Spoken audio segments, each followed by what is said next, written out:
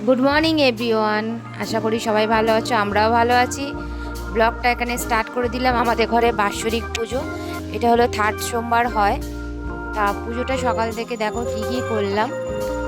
আমি পুজোর আগের দিনকার মায়ের বাড়িতে চলে গেছিলাম, আর রাত্রিবেলা যত আমার মা গুছিয়ে গাছে রেখেছিল, বাসনপত্র সব মেজে পরিষ্কার করে রেখেছিল।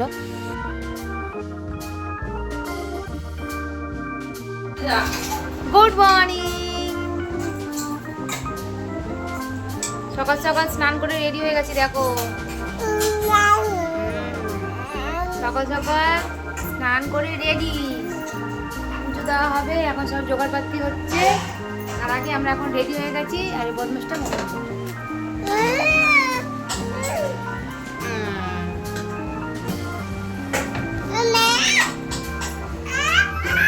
চলো এবার ভোগের আয়োজন করা হোক।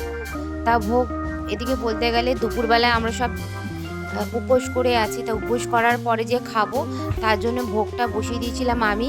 তা সব রকমের সবজি দিয়ে পুঁই শাকের একটা ঘ্যাট, আর করেছিলাম একটু খিচুড়ি। আর খিচুড়িটা অনেকটাই বেশি করেই করেছিলাম, কারণ হলো বিকালবেলা আবার একটু ভোগ দিতে হবে সবাইকে, আশেপাশে সবাইকে প্রসাদ দিতে হবে। তার জন্য খিচুড়িটা একটু বেশি করেই করা হয়েছিল, 1 হাঁড়ি খিচুড়ি করা হয়েছিল।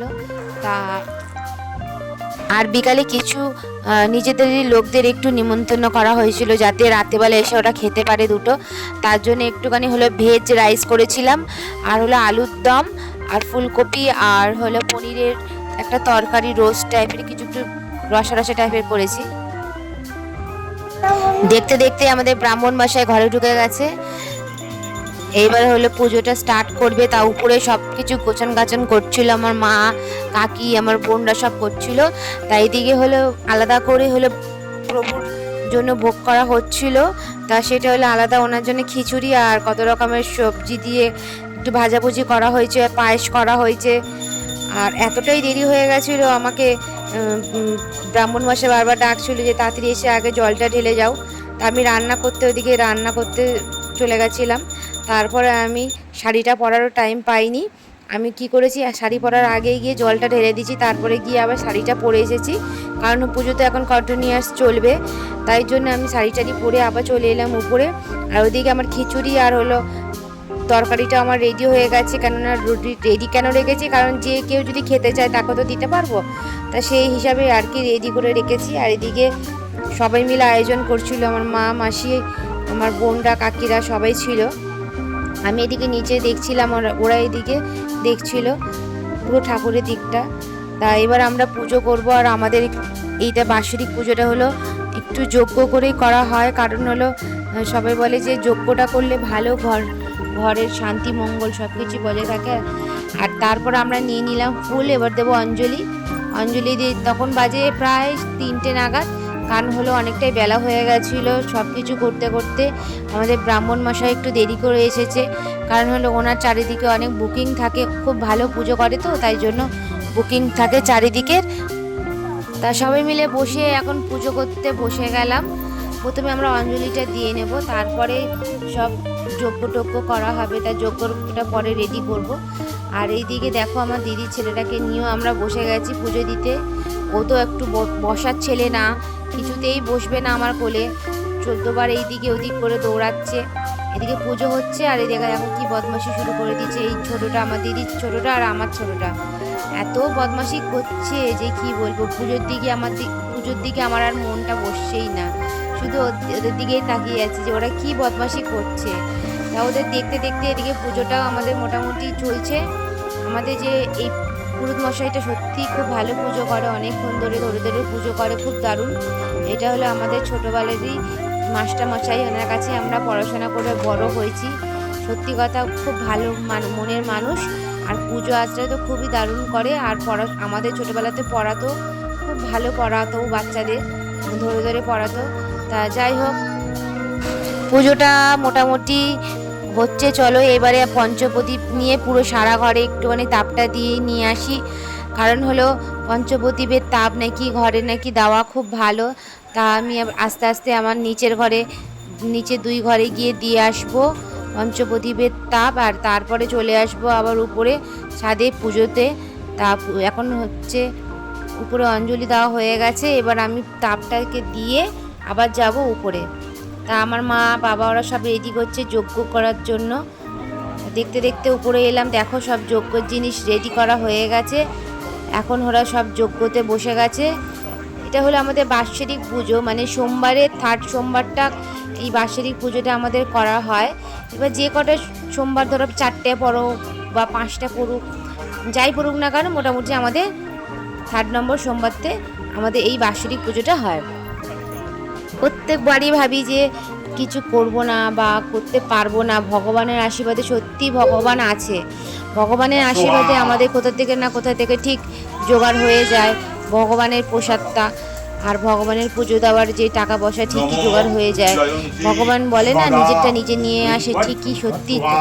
অভাব হোক অনটন হোক যাই হোক না কেন, ভগবান সবারই মঙ্গল করে। আর হলো যেটা হয় সেটা হলো ভালোর জন্যেই হয়।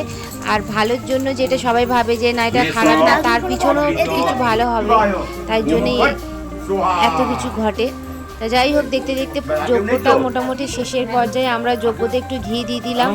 আমাদের ব্রাহ্মণ মশাই বলে দিল যে একটু যজ্ঞতে ঘি দাও ভালো। তা এদিকে সব কিছুই কমপ্লিট হয়ে গেছে। এবার আমি নিচে চলে এসেছি। এদিকে আমার দিদি আর জামাইবাবু হলো রান্না করছে। ওরা বিকালে রান্না হলো একটু ভেজ পোলাও টাইপের কিছু করবে, আর করবে আলুর দম, ঝাল ঝাল আলুর দম, আর ফুলকপি পনিরের একটু মিষ্টি মিষ্টি সাদামাটা তরকারি। সাদামাটা বলবো না, দই দিয়ে, কাজু দিয়ে, চালমগজ দিয়ে, অনেক কিছু দিয়েই বানিয়েছে। যেহেতু সাদা তো ওই জন্য সাদামাটাই বলছি। তা এইদিকে পুজো মোটামুটি রেডি হয়ে গেছে। দেখো কত রকমের আমার মা ভোগ দিয়েছে, খিচুড়ি, পায়েস, তারপরে কত রকমের সবজি সব ভাজাভুজি করে দিয়েছে। আর এদিকে আমি ঠাকুরের দরজাটা এখন বন্ধ করে দিয়ে নিচে যাব, কারণ হলো এখন ভগবানের প্রসাদ খাওয়ার টাইম হয়ে গেছে। তারপরে আমরা নিচ থেকে ঘুরে আসব। তারপরে ঘুরে এসে দেখো মোটামুটি ঠাকুর খাওয়া হয়ে গেছে। পুরোহিতমশাই বললো কি যে প্রসাদটা নামিয়ে সবাইকে দিয়ে দাও। এবার আমরা না মাখাচ্ছি হলো সাবুর মধ্যে অনেক কিছু পড়েছিল, সাবুটা প্রচুর টেস্ট হয়েছিল। আর ভগবানের প্রসাদ যেমনই হোক না কেন সত্যি অনেক টেস্ট হয়। তা যেইগুলো ভগবানের সামনে দিয়েছিলাম, শিব ঠাকুরের সামনে দিয়েছিলাম, সেইগুলো নামিয়ে নিলাম। এবার যারা যারা উপোস করেছে তারা খাবো, তারপরে বাদবাকি যারা আশেপাশের পাড়া প্রতিবেশী আছে তাদেরকে দেব। আগে আমরা যেহেতু উপোস করে রয়েছি তাই নিয়মটা ভঙ্গ করতে হবে। আর এদিকে দেখতে পাচ্ছ যে খিচুড়ি আর লাবড়াটা হয়ে গেছে, আর উপর থেকে কত রকমের পাঁচমিশালি যে ভাজাভুজি ঠাকুরের জন্য করেছিল সেগুলোও নিয়ে চলে এলাম। এবার সবাই মিলে আমরা খেয়ে নেবো। তখন বাজে বেলা 5টা, হ্যাঁ 5টা মতো বেজে গেছিলো, অনেকটাই লেট হয়ে গেছিলো। কারণ হলো দেখো পুজো আজকের দিন যজ্ঞমজ্ঞ হলে একটু তো লেট তো হবেই। তো এইদিকে পুজো হয়ে গেল মোটামুটি। তা পুজো হয়ে গেল, এদিকে বসিয়ে দিয়েছে আলুর দম। এটা আমার জামাইবাবু করছে রান্নাটা, আলুর দম আর হলো মিক্স সব সবজি দিয়ে, কাজু কিশমিশ দিয়ে একটু মিষ্টি মিষ্টি পোলাও, মানে রাইস পোলাও যেটাকে বলে, বেশি মিষ্টিও না বেশি ঝাল না, বাট মোটামুটি ঝাল দিয়ে আর কি, মিষ্টি মিষ্টি একটু পোলাও। আর হলো সত্যি খুব ভালো বানিয়েছিল রান্নাটা। আলুর দমটা তো অসাধারণ, মুখে লেগে রয়েছে এখনও পর্যন্ত। এবার চলো পনিরটা ভেজে নিই। পনিরটা হলো বসাবে, কারণ নিচে তো দেখলেই আমি ফুলকপিটা আগের থেকে ভেজে একটু হালকা করে ভেজে রেখে দিয়েছিলাম। আমি ভাজিনি, ওরাই ভেজেছে, আমি একটুখানি গিয়ে হেল্প করেছিলাম ওদের, একটু হাতে নাতে একটু নেড়ে টেড়ে দিয়েছিলাম। তা এখানে ফুলকপি আর পনিরের তরকারিটা করে নিচ্ছে। আর দেখতে দেখতে সন্ধ্যাও হয়ে গেল। আমার বাবা এদিকে সন্ধ্যাও দিতে আরম্ভ করে দিয়েছে, কারণ এদিকে মোটামুটি তো লোকজন তো চলেই আসবে সন্ধ্যার পর থেকে।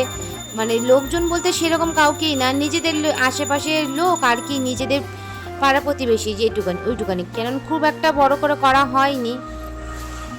তাই এদিকে করা হচ্ছে ফুলকপি আর পনিরের তরকারি, ওটাও খুব সুন্দর হয়েছিল। এটা আমার দিদি করেছে ফুলকপি আর পনিরের তরকারিটা, আর বেশি ভালো হয়েছে। সবাই তো বলছিল আলুর দমটা খুব ভালো হয়েছে, সত্যি ভালো হয়েছে, বাট দুটোই ভালো হয়েছে।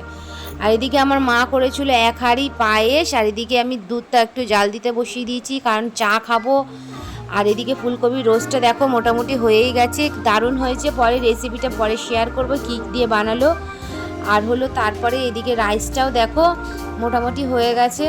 আর এইদিকে আমি তুলছি, কারণ হলো যাদেরকে প্রসাদ দেবো তাদেরকে পাতে একটু রাইস, খিচুড়ি, আলুর দম, সব রকমের সবজি আর হলো যা যা ফল কাটা ছিল সেগুলো দেবো বলে ওই জন্য কাটিয়ে নিয়ে গেলাম নিচে ভোগ বিতরণ করার জন্য। আর এখানে যারা যারা এসেছে বিকালবেলা যে একটু প্রসাদ খাওয়ার জন্য তাদের জন্য এই দেখো বসে গেছি, ওদেরকে একটু খাবারটা দেব। ফুলকপিটা দেখে দেখো কেমন মনে হচ্ছে, খুবই ভালো। ভগবানের প্রসাদ যেমনই হোক না কেন খুবই টেস্টি হয়, মানে যেমন করেই রান্না হোক না কেন, সত্যি যেমন করেই রান্না হোক না কেন খুবই দারুণ, খুবই টেস্ট হয়। তা এখানে দেখো মিষ্টিগুলো দেখে এখনও পর্যন্ত লোভ লাগছে, তা মিষ্টিগুলো সত্যি টেস্ট ছিল। আর চলো এবারে আলুর দমটা তোমাদেরকে দেখাই, যখন প্রসাদটা সবাইকে দেব তা সেই টাইমটাই দেখাচ্ছি। দেখো চলো এইবারে আলুর দমটা দেখিয়ে দিই, দেখো কত সুন্দর হয়েছে আলুর দমটা, একদম গামাকা গামাকা আলুর দমটা, একটু ঝাল ঝাল হয়েছে, খুবই দারুণ ভালো হয়েছিল। তা এবারে আমরা প্রসাদ বিতরণ করব, আর সবাই যারা উপরে এসছে তাদেরকে খেতে দেবো। চলো সাথে থাকো, পাশে থাকো, লাইক কমেন্ট শেয়ার করতে ভুলো না, আর আমার ভিডিওতে অনেক অনেক সাপোর্ট করো আর অনেক অনেক ভালোবাসা দিও, যাতে তোমাদের আরও নতুন ভিডিও দিতে পারি আর ভালোবাসা তোমাদেরকেও আরও দিতে পারি, তাই জন্য সাপোর্ট করো। তা সবাইকে মোটামুটি খাওয়া দাওয়া কমপ্লিট করে নিয়ে এবার আমরা বসে গেলাম খেতে, যেহেতু অনেকটাই রাত হয়ে গেছিলো আর চারিদিকে সব বাসনপত্র ছড়ানো আছে, তারপর লোকজন এসছে, সেগুলো ঘরদোর নোংরা হয়েছে, সেগুলো পরিষ্কার করে শুতে হবে। উফ, সারাদিন পরে সত্যি আর পারা যাচ্ছে না। তখন বাজে হলো কটা, রাত 1টা বাজে, তখন হলো কাজটা শেষ হলো। এবারে গুড নাইট বলে তোমাদেরকে এবার আমি শুতে চলে যাব আর ব্লগটা এখানেই শেষ করব। তার আগে খেয়ে নেবো একটু মিষ্টি, রাত্রির 1টা বাজে, মানে ঘুমোতে যাওয়ার আগে, তার আগে একটুখানি মিষ্টি খেয়ে নেবো, মিষ্টি খেয়ে নিয়ে তারপরে শুতে যাব। আর দেখিয়ে দিলাম দেখো কটা বাজে, রাত্রির বাজে 1টা। চলো এবারে ভিডিওটা এখানে শেষ করলাম, সাথে থাকো, পাশে থাকো, লাইক কমেন্ট শেয়ার করতে ভুলো না। টাটা, আবার দেখা হবে নেক্সট ভিডিওতে।